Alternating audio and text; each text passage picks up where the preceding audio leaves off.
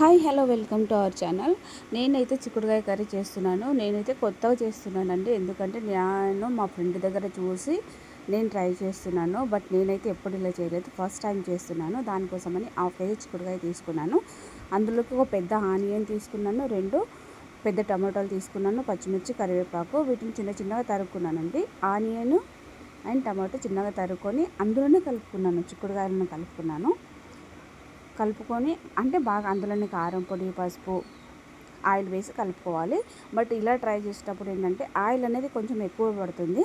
కొంచెం చూసుకోండి మరి మీరు చేసేటప్పుడు, అంటే మీరు ఎలా ఎక్కువ తింటారా తక్కువ తింటారా అనేది. బట్ ఆయిల్ అయితే ఎక్కువ పడుతుంది. అందులోనే కొంచెం సాల్ట్ కూడా వేసుకొని బాగా కలుపుకోవాలి. అంటే వితౌట్ వాటర్ అండి, వాటర్ వేయకుండా ఫస్ట్ టైం కలుపుకోవాలి.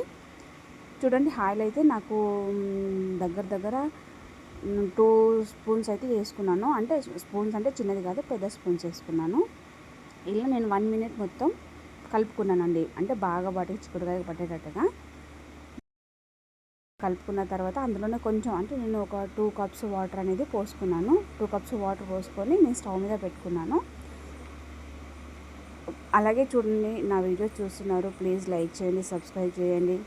మీ యొక్క చిన్న లైకే నాకు ఎంత మోటివేషన్ ఇస్తుంది.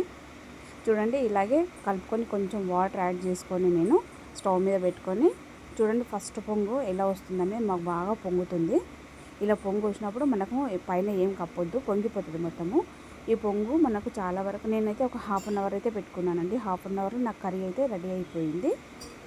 ఇలా పొంగు వస్తూనే ఉంటుందండి మనకు మ్యాక్సిమం, ఎందుకంటే వాటర్తో చేస్తున్నాం కాబట్టి. చూడండి, ఈ విధంగా లాస్ట్లో చూడండి వాటర్ అంతా పోయిన తర్వాత మనకి ఈ విధంగా కర్రీ వచ్చేస్తుంది. ఇందులో లాస్ట్ మూమెంట్లో కొంచెం కొత్తిమీర వేసుకొని కలుపుకొని దింపుకుంటే సూపర్గా ఉంటుందండి.